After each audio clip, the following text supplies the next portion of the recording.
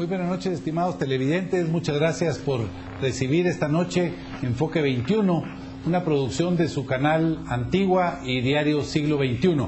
Esta noche vamos a tener un programa relacionado al café, un producto que es orgullo de todos los guatemaltecos. Estará con nosotros Nilde Porosky, él es presidente de Anacafé, y vamos a conversar con él sobre los problemas que enfrenta la caficultura, pero también sobre las bondades de este producto, bondades que se traducen en beneficios sociales y, lógicamente, en una actividad económica importante para el país. Vamos a principiar el programa viendo un video de la cooperativa Chicoj de Alta Verapaz, que se dedica precisamente a la producción del café. Veamos esto y luego vamos a conversar con el presidente de Anacafé sobre el futuro de la caficultura en Guatemala.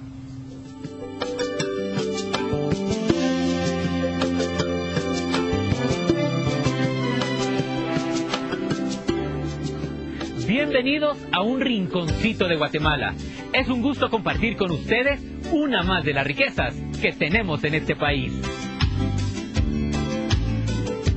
Alta Verapaz es uno de los departamentos del país con más atractivos naturales y atrae a miles de turistas al año que buscan aventura, emoción y contacto salvaje con la naturaleza. Cobán es uno de los municipios de Alta Verapaz. Se caracteriza por tener un paisaje de bosque nuboso con lluvia y frío todo el año.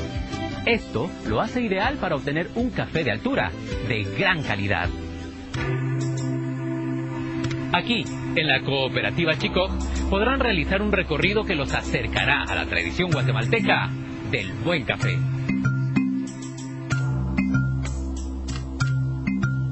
Por más de un siglo, sus pobladores, en su mayoría quechíes, han desarrollado y perfeccionado el arte del cultivo y manejo del café, lo cual ha dado como resultado una bebida de notas afrutadas muy particulares, cuerpo fino y bien balanceado, con aroma agradable, o sea, muy rico, para los que no me entendieron. Verán que se trata de un proceso casi artesanal, en el que la experiencia, dedicación y buen criterio se combinan para lograr una bebida de excelentes cualidades. La época de cosecha en Chicoj es entre diciembre y marzo. Acá podrán ver el proceso completo que lleva una semilla del campo a una taza. Todo empieza con la selección de semillas de óptima calidad que crecen en almácigos hasta que alcanzan el tamaño para ser trasplantados al campo que previamente ha sido preparado minuciosamente. La luz y sombra que recibe la planta, enriquecimiento del suelo, control de malezas, plagas y enfermedades en las plantas son aspectos que deben cuidarse en toda la etapa de crecimiento. Los bosques que dan sombra y rompen viento a los cafetos son parte de la belleza del paisaje natural de Guatemala y un pulmón para todo el mundo. Chicoj cuenta con reservas naturales de bosque nuboso que albergan gran variedad de aves. Hace algún tiempo dio inicio a un proceso de reforestación que alcanza 342 hectáreas para la conservación de los suelos y la biodiversidad. La recolección de los mejores frutos se hace manualmente, para elegir únicamente los que tienen la calidad y madurez exacta. Dicen que las mujeres son las mejores cortadoras de frutos, por su agilidad y por el tamaño de sus manos. Con rigurosas revisiones, se clasifican los frutos que ese mismo día serán llevados al beneficio húmedo para despulparlos. Los granos seleccionados se someten a un proceso de fermentación. Luego son secados en guardiolas hasta que los granos alcancen el 11% de humedad. Pasan por una última revisión antes de ser almacenados en una bodega hasta por 3 meses, para finalmente comercializarlos alrededor del mundo. Los alemanes nos enseñaron el cultivo de café, pero nosotros hemos mejorado la tradición. Nuestra comunidad quechí crece entre los cafetales. Estas plantaciones bajo sombra, por su parecido, se caracteriza a un bosque natural, lo que origina el mayor bosque artificial de Centroamérica. Chicop les ofrece un paseo que combina el aprendizaje con la aventura. Si les gusta la emoción y el agua, podrán deslizarse entre árboles, plantas de café y volar sobre una laguna en el canopy. ¡Prepárense para la adrenalina pura! ¡Woohoo!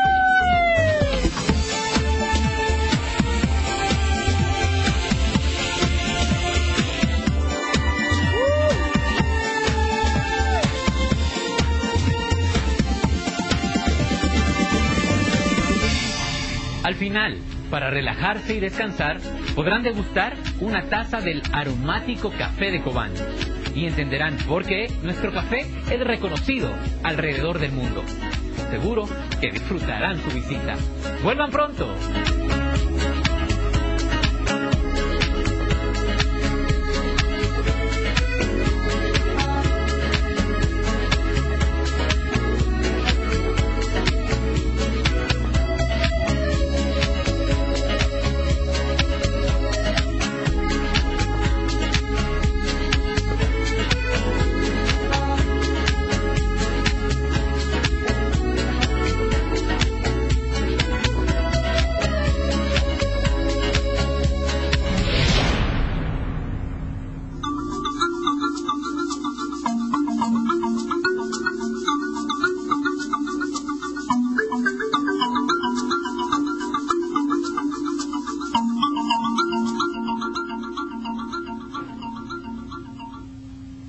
Bueno, es un video muy interesante, nos presenta de una manera muy diferente un poquito el tema del café, pero yo quisiera en primer lugar iniciar esta conversación, Nils, primero agradeciéndote por aceptar esta invitación y de verdad que conociéndote desde hace muchos años, desde que éramos vos mucho más niño que yo, pero yo quisiera reconocer primero a tu padre, a Carlos Leporowski, un médico de gran reputación en Guatemala, pero sobre todo con un corazón de ese tamaño.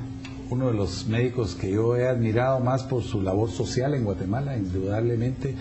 Y bueno, no quería dejar pasar esta oportunidad porque tener a una persona con la que uno ha tenido una familiaridad no es común en estos programas y por ahí quería empezar. Pero luego vamos a entrar al tema del café. Ustedes vienen de una familia también vinculada al café a través de la finca que ustedes tienen y por eso son caficultores, pero ¿qué opinas de todo lo que hemos visto ahorita en el video? O sea, el café es esa riqueza tan grande que es más allá de la producción del café, tiene que ver con la generación de empleo. ¿Cómo está el café en Guatemala hoy en día? ¿Cómo lo miras de ahora que acabas de asumir? Me parece que a finales del año pasado la conducción de la café. ¿Cómo se ven las perspectivas del café para Guatemala? Gracias, Gonzalo, gracias por invitarme a tu programa. La verdad que es un programa muy prestigioso y me siento muy honrado de tu invitación, te lo agradezco. La caficultura actualmente, Gonzalo, está pasando por una situación un poquito difícil, la llamaría yo. En los últimos años hemos tenido unos inviernos muy copiosos que han creado condiciones muy favorables para la producción o la estimulación de enfermedades en los cafetales. En este caso específicamente la roya del café. Te podría decir, Gonzalo, que el 70% del parque cafetero de Guatemala tiene roya. Como tú sabes, el café es el mayor generador de empleo. Actualmente estamos generando más de 500,000 empleos directos. Producimos el 3% del Producto Interno Bruto.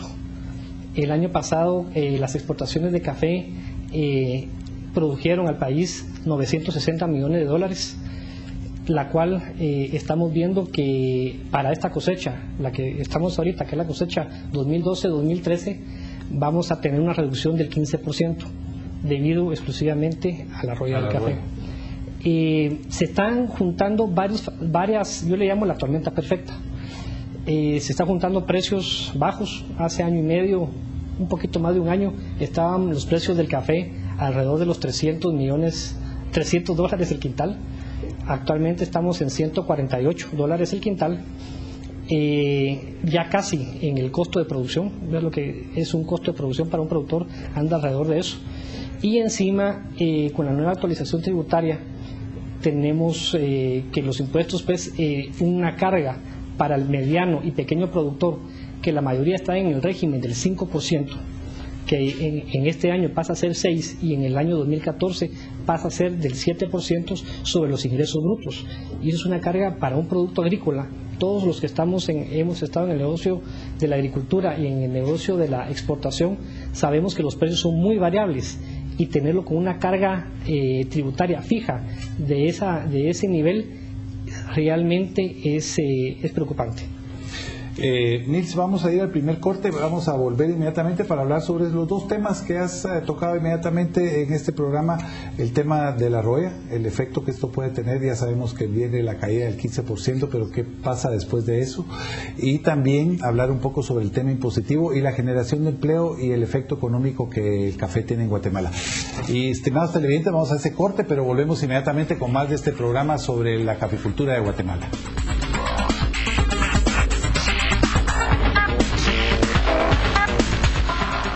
Estamos de vuelta con Enfoque 21, esta noche conversando con el presidente de Anacafé, Nils de Porosky, sobre la realidad del café de Guatemala, sobre los problemas que enfrenta, pero también sobre la situación y lo positivo que resulta este producto para el país, para la economía del país.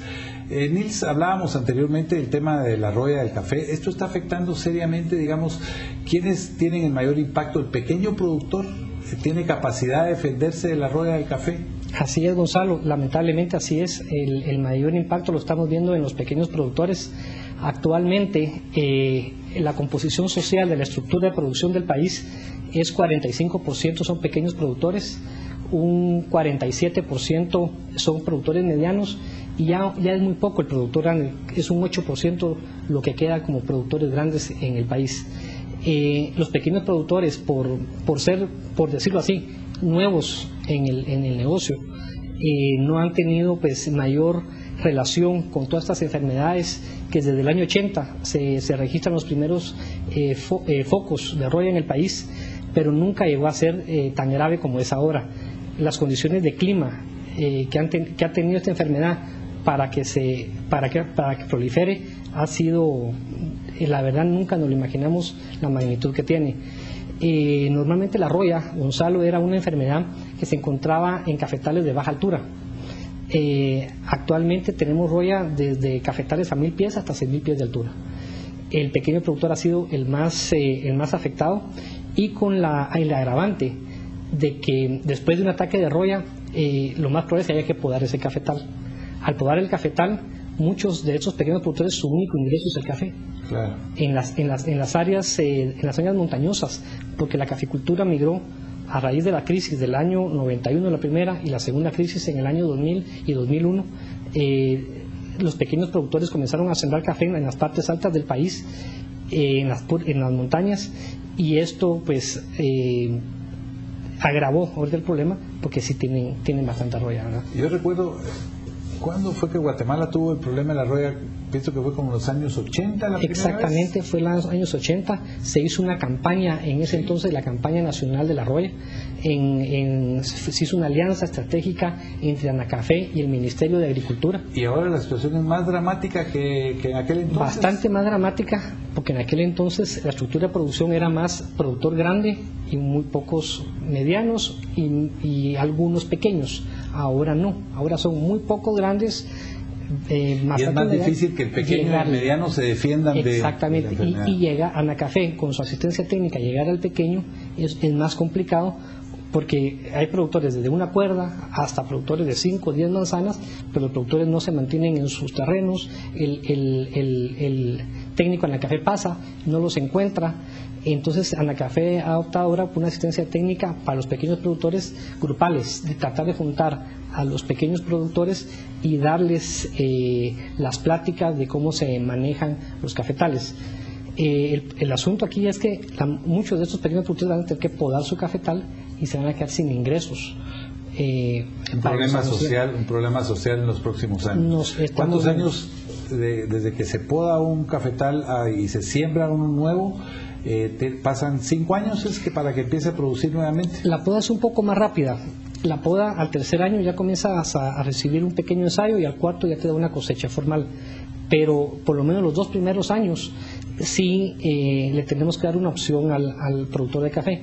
Anacafé, para contarte, Anacafé con el gobierno canadiense tiene un proyecto en la cuenca del lago de Atitlán en donde hemos intercalado, después de podar el café, cultivos de ciclo corto, maíz, frijol, tomate, para que ellos tengan un sustento, un ingreso mientras el café les vuelve a producir.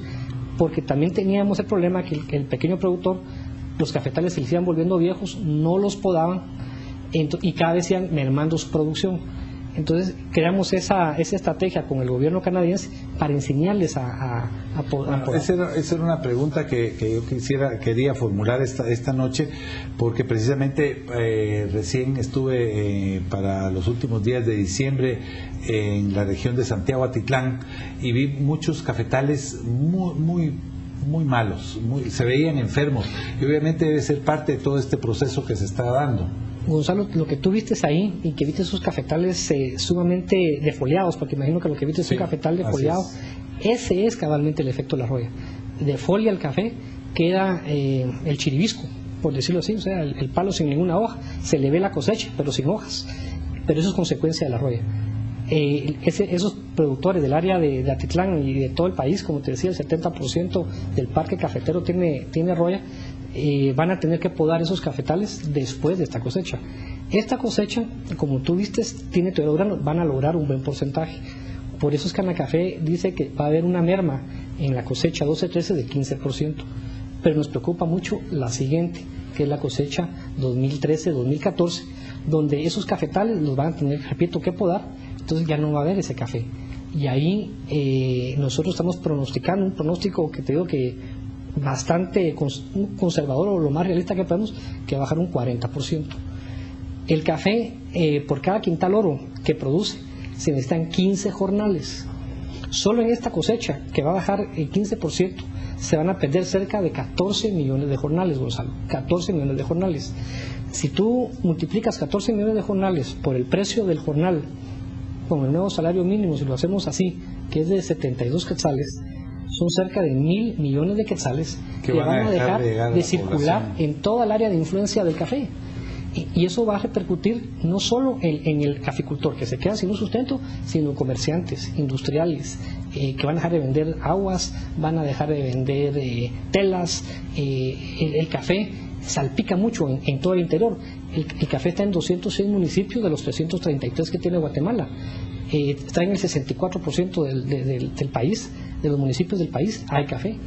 Nils, yo estuve muy cercano a Anacafé y a la producción del café en general para la crisis del café de los principios de los años 90, 1991, 1992, cuando se dieron los bonos del café.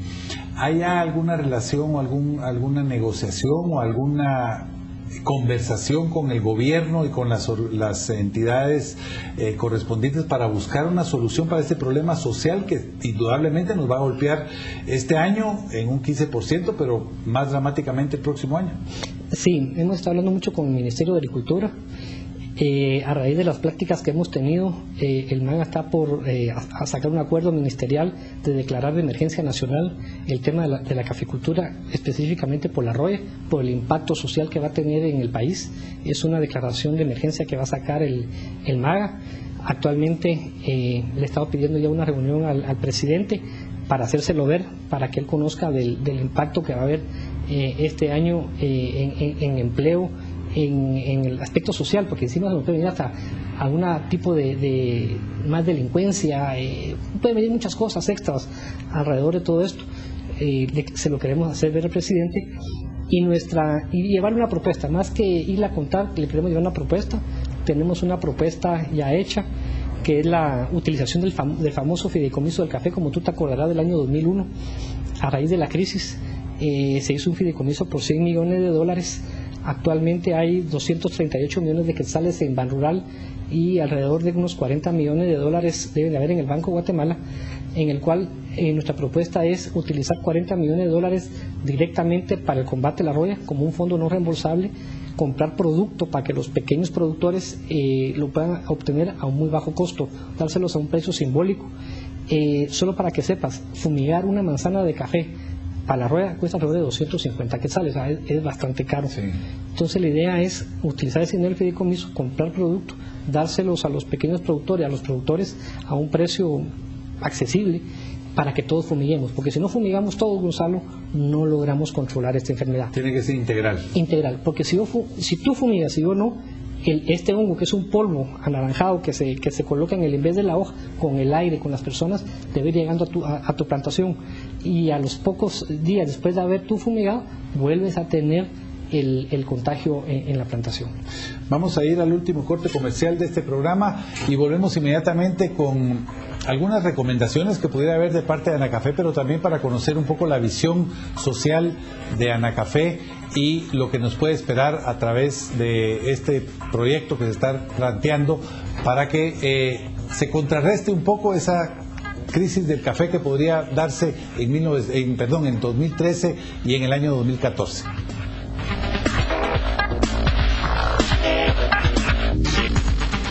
Estamos de vuelta con la última parte de este Enfoque 21 que trata esta noche del tema del café, un producto que es orgullo nacional, pero que está pasando por evidentes problemas a raíz del efecto que la roya está teniendo en Guatemala nuevamente, una enfermedad del café que la tuvimos en 1980 y ahora la tenemos nuevamente. Está con nosotros el presidente de Anacafé, Nils Deporoski. Nils, conversábamos en los bloques anteriores sobre lo que se está haciendo. ¿Es suficiente la intensidad o se necesita que el gobierno intervenga directamente, aparte de este fondo que mencionabas anteriormente de $40 millones que se pueden invertir? ¿Se requerirán de otras medidas para poder paliar de alguna manera o enfrentar el tema de la roya del café? Técnicamente, para enfrentar la roya del café, creo que esa sería la estrategia adecuada. Sin embargo, como te decía yo en el bloque anterior, no solo, aparte de la roya, los bajos precios, y tenemos el inconveniente de los impuestos sobre la renta, que son extremadamente altos, te repito, para un producto agrícola que dependemos de los precios internacionales. En ninguna parte del mundo, Gonzalo, graban a un producto agrícola con un impuesto sobre la renta tan alto como lo hicieron aquí en Guatemala. Yo creería que fue por ignorancia de nuestras autoridades de no saber que los productos agrícolas de exportación están sujetos a fluctuaciones en el mercado internacional que no dependen de uno, de las condiciones locales. En todas las agriculturas de Latinoamérica, no digamos de Europa y Estados Unidos, los productos agrícolas, no te digo que tengan un plan preferencial, pero sí en el caso del café, que genera tanto empleo, que está distribuido en todo el país, que es de muchos de los caficultores ahora son pequeños, sí deberían tener una consideración. Por supuesto, para una empresa telefónica o minera que le graben el 7% sobre sus ventas brutas, no lo afecta. Para un producto agrícola como cualquiera, no digo solo el café, es demasiado alto.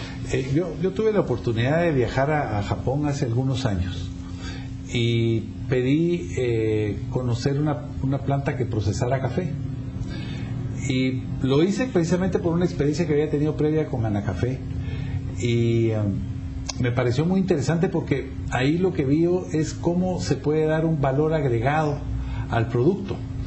Era una planta que tiene una inversión de alrededor de unos $20 millones, y donde se procesa el café que se vendía ahí, el café que se procesaba, uno de los cafés que se procesaban era de Guatemala, pero de esa manera el café adquiría un valor muy alto en comparación con lo que nosotros lo vendíamos.